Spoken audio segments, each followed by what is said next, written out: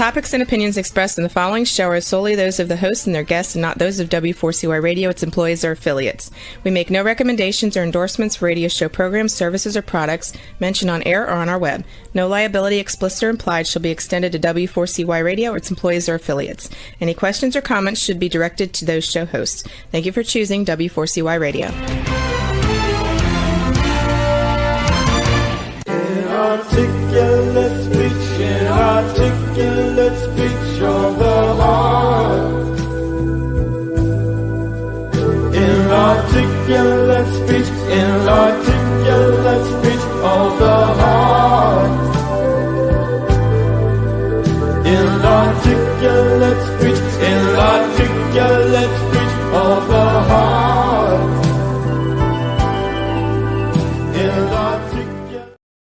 Hello, and welcome to It's Your Voice, the show that hosts enriching conversations in diversity.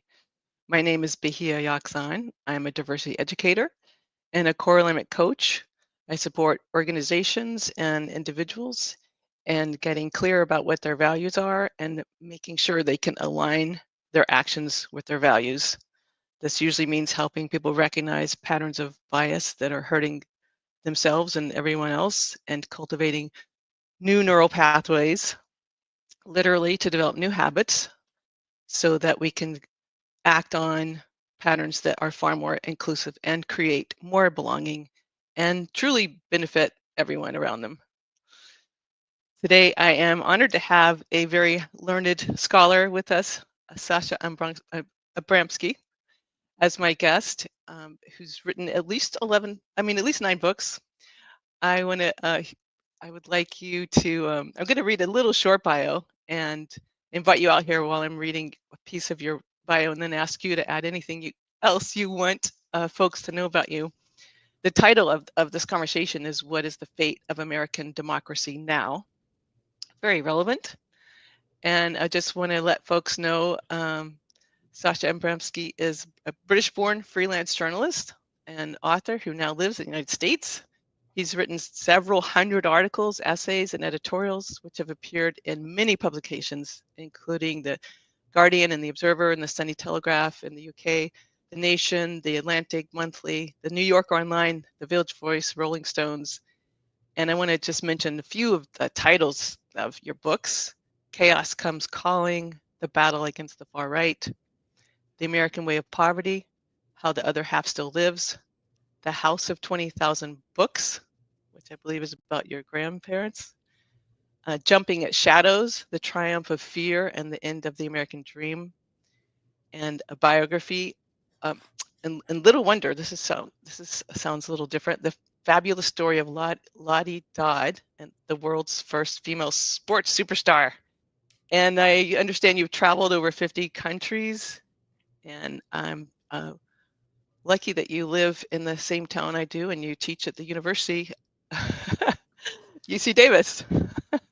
Yep, I do. And it's good to be on your show, Bahia. Thank you. What do you think might be important for our listeners and viewers? Anything you want to add that you would like people to know about you or your work or your focus? No, I think you were pretty comprehensive there, and I was almost embarrassed by the depth of your introduction. But look, I write on social justice themes, and I've, for 30 years, been exploring the fissures that are doing damage in American economics, politics, culture, and so on. And I'm usually interested in what happens not at the top of the economy or society, but what happens further down the food chain when vulnerable people, get caught up in all these big historical forces.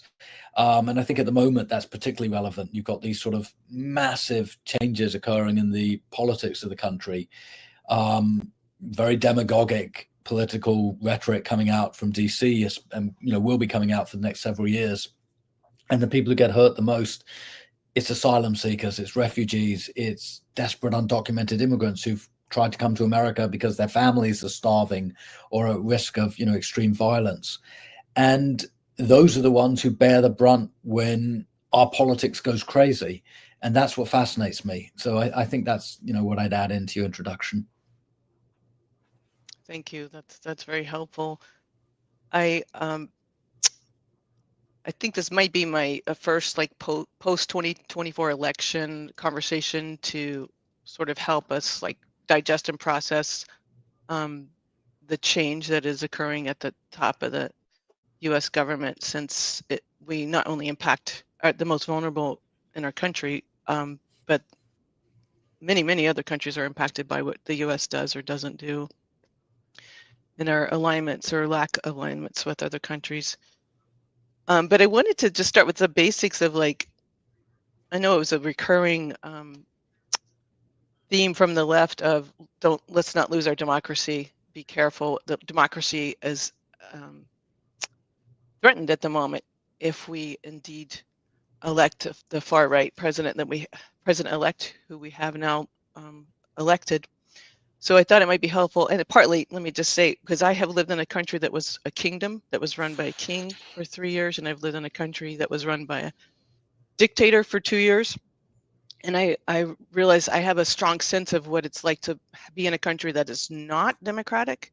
But a lot of Americans don't have that contrasting experience.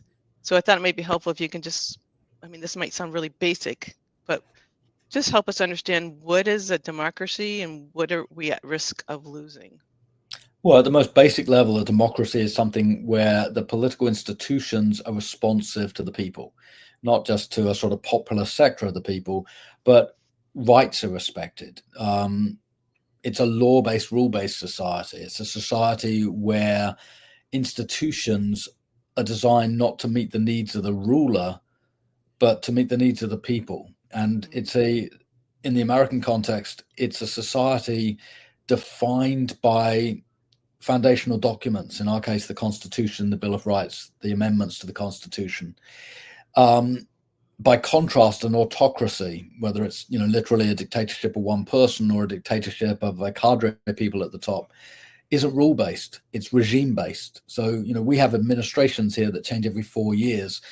Regimes aren't like that. Regimes are designed to milk a country or milk a society for resources, basically. You see a flowing upwards of wealth to the people right at the top. You see a sort of nexus of corruption where laws are being used and institutions of government are being used to personally benefit a handful of people, a ruling elite, a family at the top, their associates, their underlings, and so on. When you said you lived in a country or a couple countries that were non-democratic, and that maybe Americans don't realize, what that means. At the most basic level, what it means is that rights that were taken for granted suddenly become fragile, that everything becomes the favor of the ruling class, that, maybe you're not prosecuted, but that's a favor. Maybe your rights aren't taken away, but that's a favor. Maybe you maintain economic well-being, but that's a favor. Everything becomes a series of trade-offs with that ruling elite. And, there's a real risk. I mean, it's not inevitable that, it's possible that there will be fight back against this, but there's a real risk, given Trump's temperament, given the things he's said, given the promises he's made on the campaign trail, that this will be years and years of retribution-based government. You prosecuted me, well, I'm going to prosecute you. I don't like the way that you let immigrants in, so I'm going to penalize immigrants. This series of things that go beyond normal politics. And you end up in a situation where very powerful institutions of state, whether it's the Justice Department or the military or the intelligence agencies, get turned inward, and they get turned against US residents and US citizens. And, we have that specter now that Trump has sort of promised, I'm going to unleash the military on immigrants. Well, if you unleash the military on immigrants, or if you unleash the military on US political protesters or dissenters or politicians you don't like, you're crossing a Rubicon. You're crossing a line into something very, very different from what the American experience has been before. And when that line's crossed, it's really hard to roll it back. Because once you embark down this route where, the executive has such extreme authority to go after enemies, to go after dissidents and so on, very, very quickly that society starts resembling Putin's Russia or Erdogan's Turkey or Viktor Orban's Hungary, something totally different from what we like to think of ourselves when we think of what the American experience means in history. And I think that that's the risk, that we're on the edge of this abyss where we have a political leadership now that doesn't respect boundaries, doesn't respect limits, and really, frankly, doesn't respect the rule of law in any way, shape, or form. It views all of this as instrumental. Yeah, and speaking of not respecting the rule of law, it's, I was going to say interesting, but also frightening, although I practice not staying in fear. It's just like amazing to see how many of the appointee nominations, is that the right term for cabinet and heads of departments, have a criminal record, and it just seems almost like ridiculously like in your face to those who believe in the rule of law, and not to mention extremely insulting, especially so many with like sexual assault accusations, and it's just kind of confounding and just like, really, is this really happening in America right now? Are you serious? So it's I mean, now I'm laughing. It's pretty upsetting and nerve-wracking, but I just wanted to see what you want to say about that kind of in-your-faceness, boldness, audacity that I think helped bring Trump to the point where he's now the president-elect. I think that what we're seeing here is, as you said, it's this very in-your-face, full-frontal assault, not just on the institutions of state, but on the sort of infrastructure of decency. And it transcends left-wing, right-wing. It's really this idea that Trump's basically trying to bring institutions of state to heel, institutions that he doesn't trust, especially the Justice Department. Well, what better way to do that than to bring in people in leadership roles who are manifestly unqualified, not just unqualified, but antithetical to the mission of the Justice Department. So if the mission of the Justice Department is upholding the rule of law, and you nominate Matt Gaetz, who's under investigation or was under investigation for sex trafficking, for having sex with underage minors, for drug-fueled orgies and all of this stuff, well, you're sending a very, very clear message that from here on in, the Justice Department isn't about the rule of law. It's going to be a creature of the president. It's going to be a personal creature of Donald Trump. And if you don't like it, get out of the way, because the leadership's going to come in and it's going to fire people who are professional. It's going to fire the people who actually do follow the rules of law. Well, I mean, that's catastrophic. The idea that someone like Matt Gaetz could be anywhere near controlling the Justice Department or any other government agency is just a scandal. And the fact that Trump would use political capital before he's even assumed the White House again, that he would use so much political capital on this, it tells you the direction he's trying to take the country and the administration. That, this isn't about competent governments. This is the reverse. This is about putting in place wrecking balls who are going to go into those departments and literally eviscerate them. Whether they formally dissolve institutions or whether they just drive qualified people out of work. What they're aiming to do is make large parts of the government non-functional. And then if you sort of tie it in with Elon Musk and Vivek Ramaswamy's ambition, I mean, this idea that you can appoint a non-elected group of billionaires, including the richest man on earth, to scrub government of about a third of its dollars, which is what they're talking about doing. Well, you can do it, but you're going to get rid of vital nutritional programs, vital healthcare programs, vital retirement programs, vital housing programs, and you're going to leave the surviving government incapable of responding to emergencies. So yes, you can do it, but next time there's a hurricane or an earthquake, FEMA will be dysfunctional. Next time there's a pandemic, well, between the cuts that have been put in place and the hiring of public health officials such as Robert Kennedy to dismantle from within, next time there's a pandemic, there won't be an aggressive public health response. So you can get those cuts in place, but you do it at a staggering cost to the well-being of society. And I think that's what we're facing. We're facing basically a wrecking ball from within. And that's not conservative. I mean, I know we talk about this as a sort of conservative moment. That is revolutionary. It's right-wing revolutionary, but it's revolutionary in the same way that fascist movements in the 30s in Europe weren't conservative by any real understanding. They were revolutionary. It's about destroying and then building something anew. And the something anew that they're looking to build is deeply unpleasant and deeply antithetical to at least modern American values. And just one side effect, if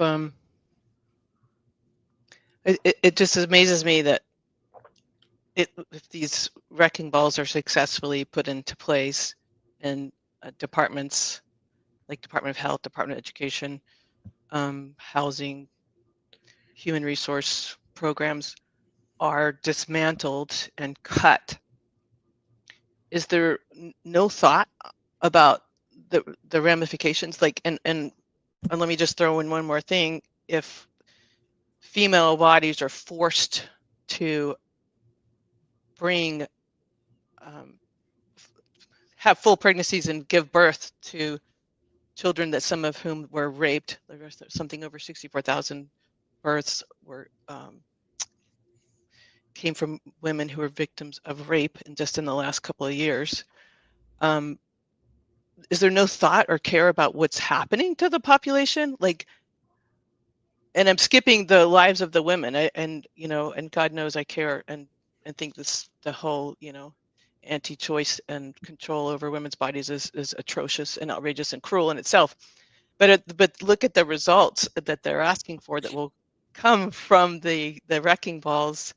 Do they just totally not care? There will be presumably many more people being born who without people having the resources to feed them, to school them, to educate them. Like, why would they want that? What's desirable about that? Is it just they can? I don't claim to get inside their head psychologically. I don't know why the far right in America takes the positions it takes on a lot of these issues. You talk about abortion, and there are obviously moral arguments on both sides. It's a complicated moral issue, but you're right. At the end of the day, the policies they're putting in place are going to desperately hurt women, especially poor women, especially women of color. They're not going to improve the conditions of life on the ground. In fact, all the evidence suggests when you put these extreme policies in place, you get increased mortality rates for women. You get terrible health outcomes for kids because, as you said, you've got children who are, just being taken, all the resources are being removed from the well-being of young children. So none of this is sort of a good thing for women if you're talking about abortion. If you're talking about immigration, the same thing. If you terrorize immigrant communities, you have far worse public health outcomes. You have far worse nutritional outcomes because people are scared away from applying for benefits. You have people living in slum housing who are scared of reporting the slum conditions because they know that their landlords can then report them and get them deported, or at least render them vulnerable to deportation. So on all kinds of measures, when you introduce a government that's, quote unquote, tough in the way that the Trump administration is sort of claiming to be tough, what you get is worse outcomes for the well-being of society. Now, that doesn't mean that there aren't certain sectors that are going to benefit. Any autocracy makes trade-offs. Any autocracy sort of puts down at least some benefits to some groups because that's how it holds on to power. Some people benefit when there are these kind of policy changes put in place. It looks to me, and I may be wrong, but if you look at who's in the government, it's stacked full of billionaires. It's stacked full of the super wealthy, the Commerce Department, the Treasury, agriculture, interior, education, Trump himself, Elon Musk, Ramaswamy. You've got this sort of who's who of very wealthy people. Now, very wealthy people don't tend to empathize with not very wealthy people. If you're putting people who have 9 or 10 zeros in front of their income in charge of nutritional programs where literally every dollar matters, well, you're not going to get the empathic response you need. So when Trump sort of says to Elon Musk and Ramaswamy, go crazy, destroy as many government programs as you like, I'm sure Musk is going to be able to come up with ways to cut a huge amount from the federal government because he's a slash and burn kind of figure. That's what he does. He goes into companies, he overcuts, he doesn't really care what the consequences are. And then maybe later on he tries to repair the damage. Well, that's a bit late if you're removing access to nutritional programs from tens of millions of people, or you're block granting Medicaid so that millions of people suddenly have no health care. It's a bit late, a year or two in, to say, you know what, we may have gone a bit too far.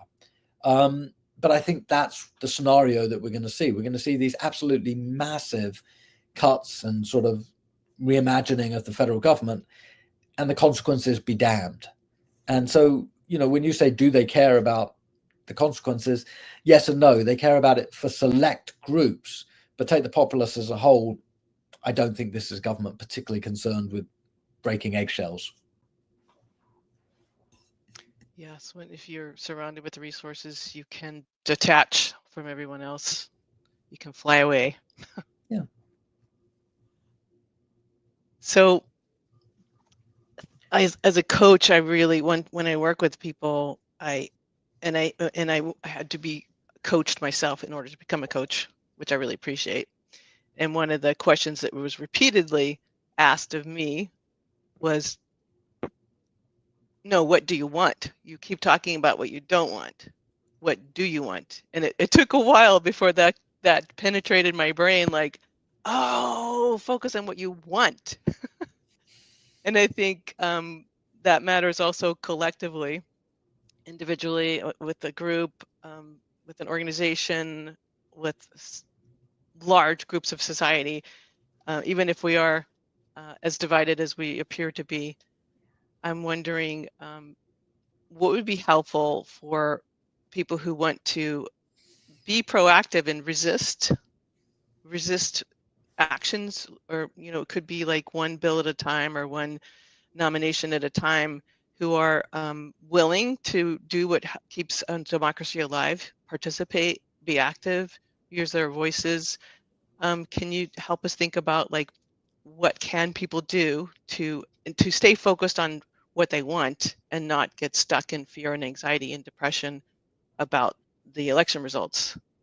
I mean, that's a huge question. I'm struggling with this every day because, it's clearly not enough to say, well, look, I don't like Donald Trump. I don't like his administration. I don't like what it stands for. I think it's cruel, it's sadistic, and so on. What are the things that progressives should invest energy in? Well, there's a lot of things. We're doing a really good job at the moment of wrecking our environment. Well, progressives need to work out ways to push environmental policies to the fore again. And they need to work out ways to talk about environmental policies in a way that brings people in. Because I think one of the things we've seen in the last few years is a lot of people, especially lower down the income chain, very, very scared of change around environment. They think that it's a trade-off between environment and jobs, or environment and economic security. Well, that's actually not right. In fact, the more you protect the environment, the more you shore up your economy for the future generations. But you have to work out ways to do that in a way that doesn't leave people behind. So I think the environment's a huge one. I think human rights are a huge one. We're clearly going to enter a period where human rights at the very best take a back burner, but more likely we're going to enter a period where, for large sections of the public, we just don't think in terms of human rights anymore. For immigrants especially, the government is going to be sort of turning itself on those immigrants in a really quite horrifying way. And I think one of the things as progressive thinkers we have to do is work out ways to, again, talk about a language of human rights, of universalism. We've done that for hundreds of years. Progressives, since Thomas Paine onwards, have talked about the rights of man and the idea that you can sort of embed those rights in the way society is structured. Well, if we turn our back on that as a society today, that's a terrible thing. So, one thing is, how do we protect human rights? How do we define, expand those human rights, and then really protect them using the courts, using public opinion, using the media, using protest? There are lots of ways that we can do that. But I do think we've got to keep our eye on this. So for me, those are the two big issues, human rights and the environment. But I think beyond that, there are just so many ways that we can look at what's gone wrong with the economy. The economy is so unequal at the moment. The fact that, Trump managed to somehow claim to be an economic populist is absurd, because he's stacked as, as we talked about, he's stacked his administration with some of the wealthiest people in the world. But the idea that there's inequality is true. And, progressives have to work out a way to craft an economic agenda that's going to speak to that, and going to work out ways to rein in the inequality, reverse the inequality. I think we should have a conversation in this country about a wealth tax. People like Elizabeth Warren and Bernie Sanders have talked about that for years. If we have an American oligarchy emerging, and we clearly do, people who control so many more resources than anybody else, well, maybe we should work out ways to break up their wealth. Maybe we should sort of say, all right, $10 billion, that's your limit. Well, that's still a stunning amount of money. Why does Elon Musk need $320 billion? How is it conceivable that one human being should control resources more than the entire annual budget of the state of California? How is that conceivably fair or justified? And I think those are messages that will resonate. So I do think there are areas that there's room for progressives to craft really interesting policies and to reshape the political alliances again. But at the moment, in one of the weirder paradoxes of American history, at the moment, Trump and his billionaire acolytes have got the mantle of being economic populists. And, it's a con, it's a grift. It's not going to improve the lives of working class people. But we have to create an alternative message to help disattach large numbers of working class voters from the Donald Trump machine. Well put. Now, do you think one thing I do think the right was so skilled at was messaging and reaching a lot of people that apparently the left didn't reach, who are disadvantaged economically. And is it a matter of like flooding the airwaves, getting more, using more and more media, more and more memes, more and more, like how much do you think is through media? And let me just start with that. I think a lot of it's to do with the way the media functions, the fact that every story for 4 months was a Trump story. Now, a lot of those stories were negative, but if you're scrolling down CNN or New York Times or Fox or whatever it might be, and every single story you see leads with Trump says or Trump did or Trump believes or Trump will do, well, it etches into the brain. I think the media has a lot to answer for. And, there are no easy answers there, because Trump's story, there is something compelling because it's so outrageous what he was saying and doing that, we in the media had an obligation to cover it. But at the same time, if you literally just saturate the airwaves with Trump stories, the oxygen gets sucked out of the room and nobody else can craft an agenda. Nobody else can get their policy viewpoints across, and everybody else is seen in sort of comparison to Donald Trump. And so I do think the way media, and then especially social media, amplified Trumpism was really important in this last electoral cycle. I think the way Elon Musk laser targeted young men, in particular, low propensity voters who maybe had never voted before, didn't vote for any other race apart from the presidency, but came out to vote for Donald Trump. It's a powerful coalition they created, and it's based around bait and switch. It's based around, they push cultural war issues, whether it's transgendered issues or whether it was gun ownership or whatever it might be. They pushed these cultural war issues and convinced a lot of people that somehow Democrats were out of touch. Well, if you actually look at the economic agenda, Joe Biden, for all his other faults, was the most pro-union president in American history. So why were so many union voters convinced that he was bad for them economically?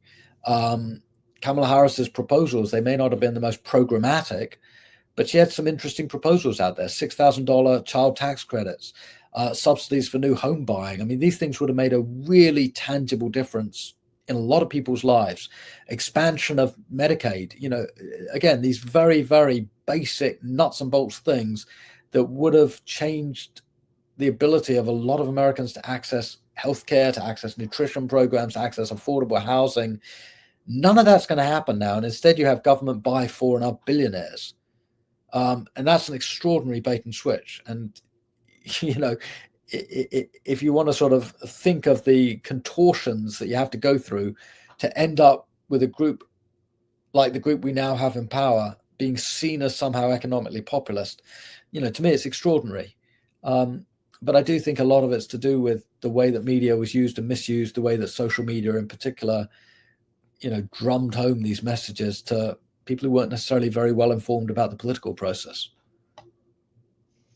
I totally agree. I really, I could not believe how much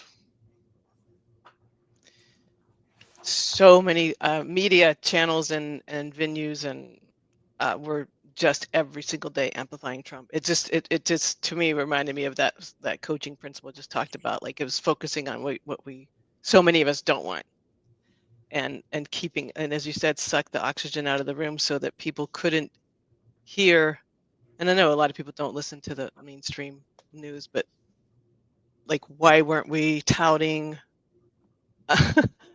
the benefits of Bidenomics? Again, like, despite flaws, everybody has flaws, no one's perfect. And the Kamala Harris's proposals were, I really still wonder how many people who voted for Trump did not ever actually have access to Kamala Harris's economic plan. I think probably a huge number. But you mentioned the word Bidenomics, and I think that probably also speaks to, part of what happened here, that the economy by a lot of metrics was doing very, very well. There was low unemployment, there was high economic growth, and by the middle of this year, inflation was clearly sort of coming back down again. But there is a problem, and the problem is that for 2 to 2.5 years, inflation was extremely high in a way that nobody in this country had experienced in more than 40 years. And that scared people. It completely dislocated family finances, and it made it much harder to afford houses in particular because interest rates soared. So if you're trying to message your administration and your accomplishments, given all of that, it's probably a really, really bad idea to come up with a phrase like Bidenomics, because basically you're owning all of that. And yeah, there's some good stuff there. There's investments, industrial reinvestments, there's the Inflation Reduction Act. There are all these things that were important, and over the long run, assuming they're allowed to stay in place, will create an awful lot of high-tech jobs and an awful lot of infrastructure investments. But in the short term, what it meant was that the Biden team was basically saying, hey, it's all good. We're so happy with the state of the economy. We're going to name it after our president. Well, if you're paying more for basic household goods, and you're certainly paying more for buying a house, and you're certainly paying more for car purchases and all of that, and you hear the term Bidenomics, it leaves a sour taste. And I do think that, one of the problems I had with Biden throughout his presidency, even before, questions arose as to whether or not he was mentally competent enough to be president, but even before then, he seemed to me to be amongst the worst sellers of his own product of anyone I've ever encountered. That the product wasn't bad. Right. He had some really good policies, but he had the worst messaging you could possibly imagine. That's true. It stuns me. How do you go through a presidency for 4 years and fail that dismally to communicate your basic message? And that's partly the fault of Biden. It's partly the fault of the people surrounding him. It's partly his communications team. But for whatever reasons, it was a fiasco from start to finish. He just had no idea how in the year, in the 2020s, how to reach out to people and communicate. And that's a part of leadership. It is. I think Biden deserves a huge amount of criticism for his failure to message over the last 4 years. Because if you can't do it, doesn't matter how good your policies are, you're basically going to be seen as a failure. And in the end, the public saw him as a failure, and now we're bearing the costs of that. I blame his communication teams. that's just your point. Your point is taken. Your point is taken. I blame his communications team to a point, but I'm always loath to sort of appropriate blame lower down the food chain, because at the end of the day, Biden was at the top of the food chain. He was the one, in charge of it all. If he didn't like his communications team, he could have shaken it up. But the fact was, every time Biden tried to message, he failed. Every time he held a press conference, it didn't work. Every time he sort of reached out to try and communicate to young people, it was a flop. Well, again, I'll say it again. Part of the job of the president of the United States is selling a message. Roosevelt knew that. Bill Clinton knew that. Ronald Reagan knew that. Obama knew that. How come it was so hard for Biden to message his own successes? No, that's an excellent point. Let me just ask one question about the inflation, because I kept thinking about the sort of global economy and which wasn't fair or right, and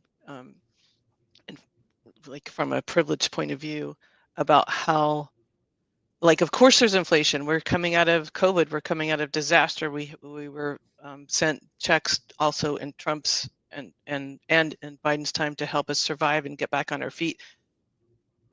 There's inflation all over the world. Why is everybody blaming Biden? But maybe it's because they called it Bidenomics. I think partly, and also because America is the most powerful country on earth. So what America does impacts the rest of the world. Now, yes, there would have been inflation regardless, because there were supply chain disruptions. There was huge bottled up consumer demand because of the lockdowns. And when that demand was sort of uncorked, when you sort of added in the supply chain disruptions, I think it was inevitable there was going to be some inflation. Yeah. You can probably make an argument that inflation was worsened by the fact that Biden overheated the economy. And then when inflation took off for a few months at the beginning of that, the administration said, this is just transitory, it's just the supply chains working out the kinks, all will get back to normal. And they were way too slow to respond to the fact that there was an inflationary crisis that was accelerating. So, yes, you're right. The whole world experienced inflation, and a large part of that was just the inevitable byproduct of this calamitous pandemic. But there were some policy choices that were made that maybe could have been made differently, that could have tamped down that inflation or brought it to heel earlier and quicker. And so, I think it's fair enough to say that's one of Biden's failures. There are many successes. As I said, you look at some of the legislation they passed, the Inflation Reduction Act, a lot of the investments in infrastructure, a lot of the investments in environmental policy, they were really, really important. And, they were some of the most important domestic law legislation passed in the last 50 years.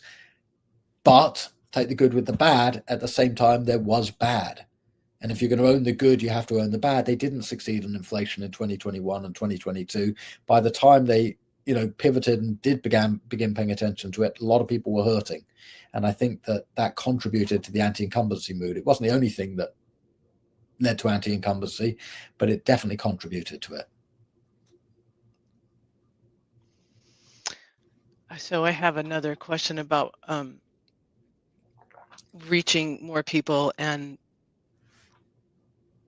like what was missed in reaching, and not to blame people, but I'm wondering again who didn't have access to information. And sometimes it's because people are working, like myself, more than one job. Like who has time to go do your political research when you're raising kids and working and trying to just keep your life together.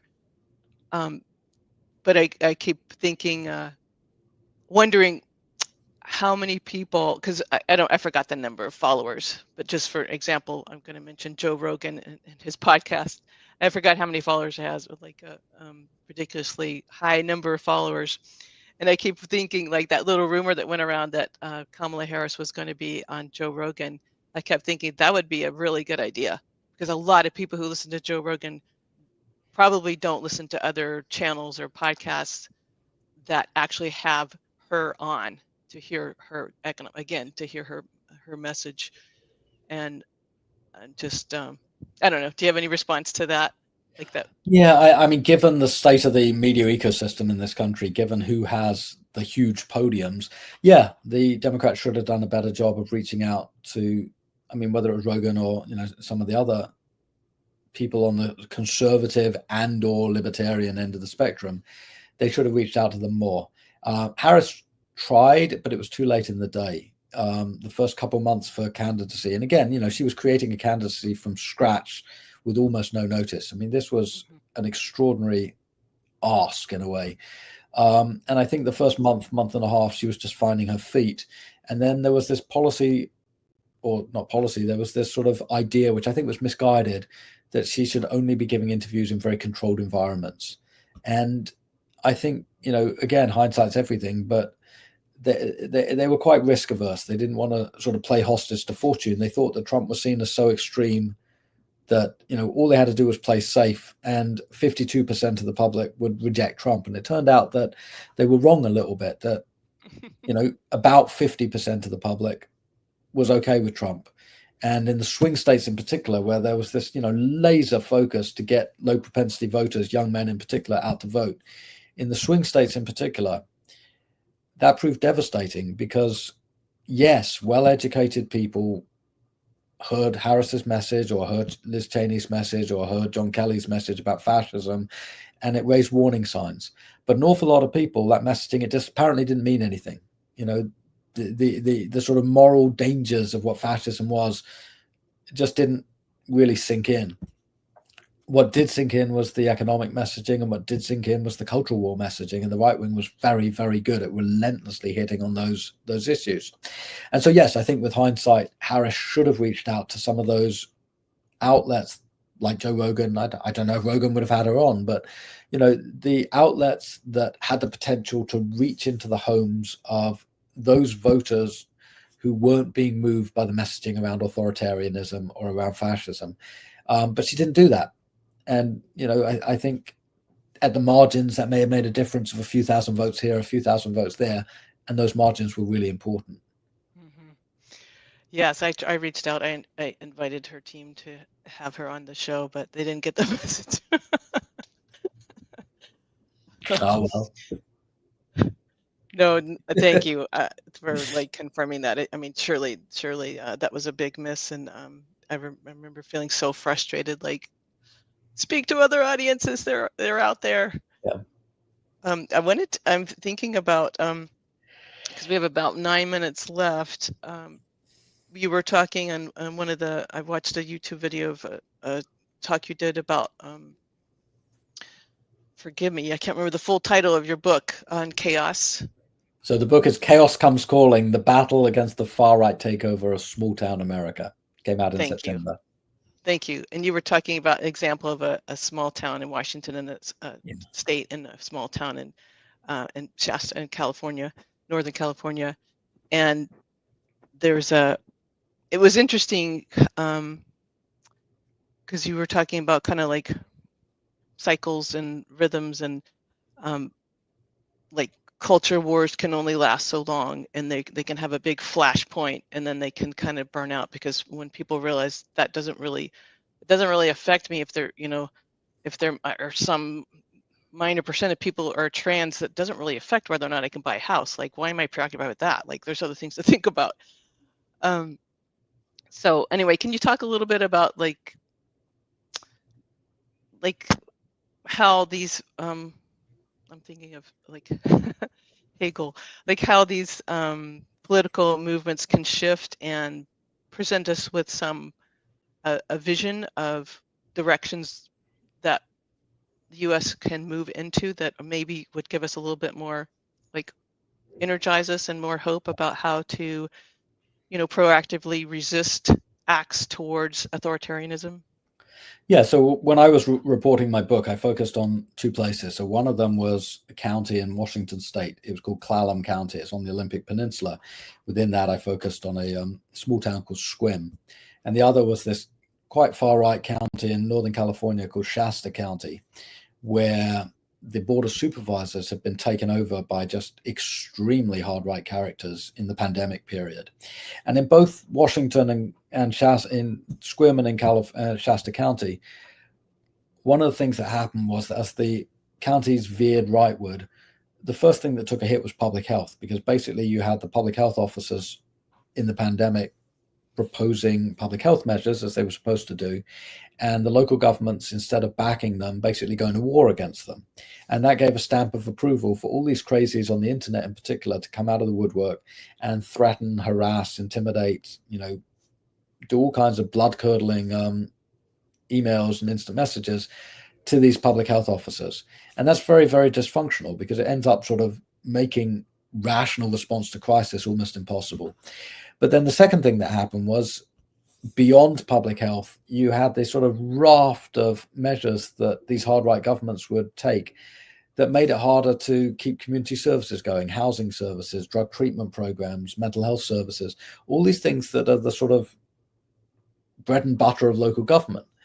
And over time, in both places, local government, it didn't grind to a halt, but it became increasingly dysfunctional. And what you saw in Sequim in particular was a reaction against that people pretty much across the political spectrum looked at what was happening and realized that nothing was getting done, that the communities that they were living in were suffering, not just in the abstract, but in very concrete ways, that the things that local government was supposed to do to make lives better weren't getting done. And they formed this group called the Squim Governance League. And it had independents, it had liberals, it had Democrats, it had quite a lot of moderate Republicans as well. And the Squim Governance League basically set to work educating locals. And they started knocking on doors, they started holding community meetings. And then by 2022, they were ready to run slates of political candidates. They were very effective. They won at the city council level, they won at the school board level, there were a series of different committees and different agencies that had elected officers, and they won wherever they ran. And to me, it was a lesson that if you're looking what happens in an authoritarian moment when the public, actually realizes this isn't working, well, one of the things that needs to happen is real grassroots organizing and building up power again from the ground up. Because ultimately, I do think these sort of very extreme movements like MAGA, they are slightly cult-based. And I also think they burn themselves out because they're so extreme. And people get tired of screaming after a while. And, after a while, people want the basics. They want government that works. They want potholes filled in the streets. They want schools that work for the kids and so on. I think one of the things we're going to see in the next few years, especially if these huge cuts to government services go in, which, is Ramaswamy and Musk's dream, it won't be smooth sailing. If you cut food stamps the way they're talking about it, or you cut Medicaid the way they're talking about it, an awful lot of people are going to start realizing this doesn't work. I traded my vote. I voted for these guys because they were talking about immigration, they were talking about the border, they were talking about transgendered issues, whatever it was that brought people into the Trump coalition. So I voted for them for this, and now I find that I can't access food stamps, or now I find that my kids' schools are closing, one afternoon a week because there's no funding for schools, or now I find that avian flu is taking off, and turns out that the public health officers now in charge don't have the faintest idea what they're doing. That is going to have a huge impact. And I do think that, if there is a way out of this mess, and it's going to be messy and I can't imagine it happening quickly, but if there is a way out of this mess, it's going to be in reaction to the sheer dysfunction that Trump's government promises, because it does. Every single day of the last administration was dysfunctional, and there's every indication of the Trump administration in 2016 to 2020 was dysfunctional, and there's every indication the same thing's going to happen this time. It will be filled with personal drama. It will be unable to implement most of the policies it's trying to implement, and the ones it does implement will be destructive, and after a while the public's going to turn on that. Thank you for that illustration. That totally makes sense. And I just want to give you the opportunity. We have just a couple minutes. Do you have a closing thought before I thank everyone? I mean, look, I really enjoyed this conversation because you asked questions that took us on, a wide journey. And I think that's important. I guess my closing comments are, this is too big an issue to think about in silos. So if your issue is immigration, that's great, but also look at what's happening around environmental policy. Or if your issue is trade union representation or workers' rights, that's fine, but also look at the damage being done to the healthcare system. There are all these ways that things are interconnected. The book I wrote, Chaos Comes Calling, tries to sort of, connect all the dots. But I do think that over the coming years, that's important, connecting the dots, looking at the way this plays out holistically rather than in these sort of different silos. And the final thing is, look, there's going to be an awful lot of temptation to just pull back and disengage because people are going to be so depressed and miserable about what's coming down if they're progressives. It's a bad response, because ultimately the only way we get out of this is to stay engaged and stay paying attention and to continually focus in on and highlight, all the nefariousness that's going to come down over the coming years. Stay engaged, participate, break out of silos, work together, and communicate across differences. Thank you so much, Sasha Abramsky. I really appreciate your time, and I want to thank our listeners and viewers, and our engineer Rebel, and our producer Dean Piper, and remind everyone to tune in next Wednesday at 8 p.m. Eastern Time on Talk4TV and W4CY.com. Thank you so much, and may we all have more enriching conversations in diversity. Have a good Thanksgiving. Inarticulate speech of the heart. articulate speech in Lottie.